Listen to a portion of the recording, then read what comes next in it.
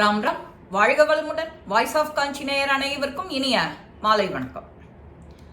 உடல் அப்படிங்கிற ஒரு வண்டி, அது எவ்வளவு அழகான இந்த பதிவு நீங்க கேட்டு பார்க்கணும். உடம்புங்கிற வண்டி. அப்போ ஒரு சந்தையில ஒரு மாட்டு வண்டி, அந்த மாட்டு வண்டி உயிர் இல்லாதது. ஆனா அதுல இழுத்துட்டு போற மாட்டுக்கோ அறிவும் உண்டு, உயிரும் உண்டு. அத செலுத்துறவன் ஒரு மனுஷன். அதுதான் அந்த மனுஷன், அவன்தான் தீர்மானிக்கிறான் அந்த மாட்டுக்கு எவ்வளவு சுமை தூக்க முடியும், எவ்வளவு நேரம் போகும், எந்த பாதையில போகணும். சில சமயம் கரடு முரடா இருக்கும், சில சமயம் சுலபமா இருக்கும், சில சமயம் பாரத்தை ஈஸியா தூக்கிண்டு கடந்துடும் அந்த மாடு. சில சமயம் கஷ்டப்படும் போது இவன் வேற பாதைக்கு மாத்தி அழைச்சிட்டு போவான். இதுதான் அந்த வண்டிக்காரன் வண்டியில உட்காந்து மாடை இயக்கும் போது அவன் செய்யற வேலை.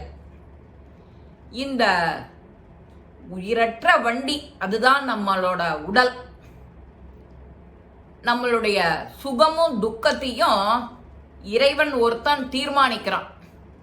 இவன் எவ்வளவு சுமக்க முடியும், எவ்வளவு கஷ்டம் தாங்குவான், எவ்வளவு சந்தோஷம், இதெல்லாம் அவ கர்ம விதிப்படி அவன்தான் நிர்ணயம் பண்றான். இத புரிஞ்சவனுக்கு துயரம் கிடையாது, புரியாதவனுக்கோ அமைதி கிடையாது. என்ன, இந்த வண்டிக்காரன் போலதான் இந்த கதையும் நமக்கானது. எப்படி வண்டி, உயிரில்லாத அந்த வண்டி, அதுதான் நம்மளுடைய உடம்பு. அந்த உடம்புங்கிற ஜட வண்டி அந்த ஆத்மாங்கிற மாட்டோட பூட்டி இறைவன்கிற வண்டிக்காரன் நம்மளை இயக்குறான். இவன் எவ்வளவு தாங்குவான், எவ்வளவு நேரம் மூச்சு விடணும், எவ்வளவு நேரம் பொதி சுமப்பான், எவ்வளவு நேரம் சந்தோஷப்படுவான், எவ்வளவு நேரம் துக்கப்படுவான் அப்படிங்கிற கால நிர்ணயத்தை அவன்தான் முடிவு பண்றான்.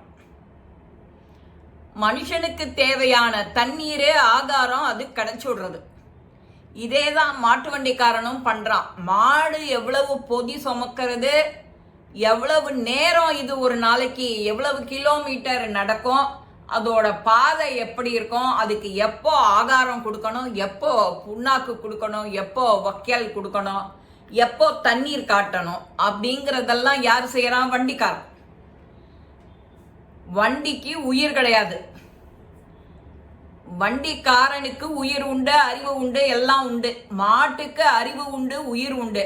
ஆனா அதனால எதையும் தீர்மானிக்க முடியாது. இவன் செலுத்துறவன் தான் அது போயிட்டே இருக்கும். டிர் டிர் அப்படின்பா, போ சீக்கிரமா போனா இன்னும் 2 தார்குச்சி வேகமா போடுவான். அப்படி போகிற அந்த வண்டிக்கு, ஜட வண்டிக்கு, மாடும் அந்த வண்டிக்காரனும் எப்படி வண்டிக்காரன் அந்த மாட்டை செலுத்துற குதிரை கயிறை வச்சுக்கிண்டு ஒரு தார் குச்சியை வச்சுக்கிண்டு போ, இந்த வழியா போ, அந்த வழியா போ, வண்டியில இருக்கிற சாமான அவன் நிர்ணயம் பண்றான் எத்தனை கிலோ இழுக்க முடியும். அதுக்கு வேணுங்கிற அளவு சாப்பாடும் தண்ணியும் அவன் கொடுக்க வேண்டியது அவனோட டியூட்டி.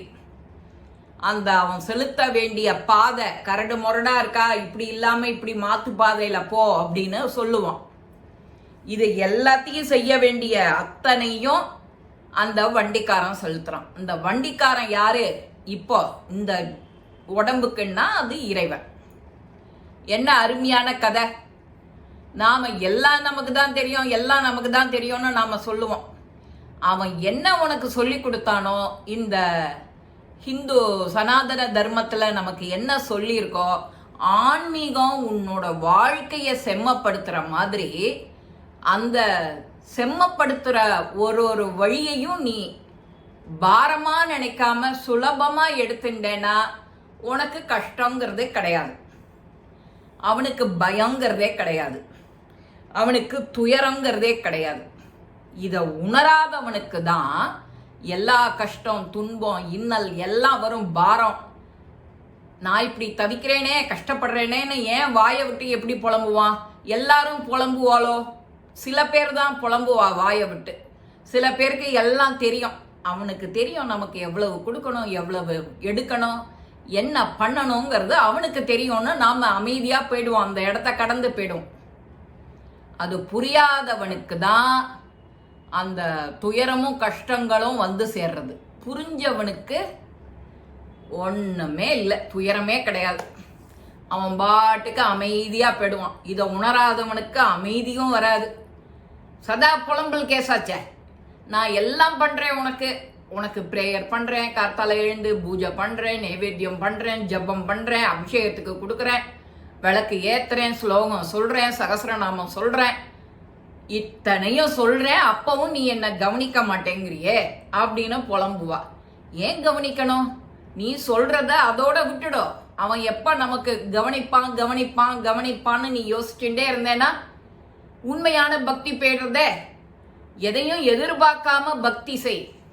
அவன் கொடுக்க வேண்டியது அவனோட கடமை, அவன் கொடுப்பான். அப்போ அமைதியும் துயரம் உன்னை விட்டு போயிடும், அமைதி உன்கிட்ட தேடி வந்துடும். கடவுளே உன்கிட்ட தேடி வரணும்னு சொல்லியிருக்கேன். அப்போ நீ செய்யற வேலை அவன் தேடி வர மாதிரி, அவனை மகிழ்விக்கிற மாதிரி இருக்கணும். அந்த மகிழ்விக்கிற மாதிரி வேலையெல்லாம் நாம செஞ்சா நாம ஏன் அல்லல் படணும், துயரப்படணும், துன்பப்படணும், துக்கப்படணும்? அமைதியா நாமளும் இந்த வழியை கடந்து பெறலாம். அதான் இந்த வண்டிக்காரன். அந்த வண்டிக்காரன் யாரு? இறைவன். இறைவன் தான் இந்த ஆத்மா, இந்த இவ்வளவு பெரிய உடம்பு வண்டியை அவன் நமக்கு சரி செஞ்சுட்டு போறான். எல்லாத்தையும் நிர்ணயம் பண்றான் அவன் ஒருத்தன் தான். இந்த பதிவு உங்க எல்லாருக்குமே பிடிச்சிருக்கும். லைக் பண்ணுங்க, ஷேர் பண்ணுங்க, பெல் பட்டனை கிளிக் பண்ணுங்க, சப்ஸ்கிரைப் பண்ணுங்க, கமெண்ட்ஸ் பாக்ஸ்ல கமெண்ட்ஸ் போடுங்க. ஸ்ரீ மகாபெரிவா திருவடிகளே சரணம். நல்லதே நடக்கும். ஆனந்தமா இருப்போம் நண்பர்களே. வாழ்க வளமுடன்.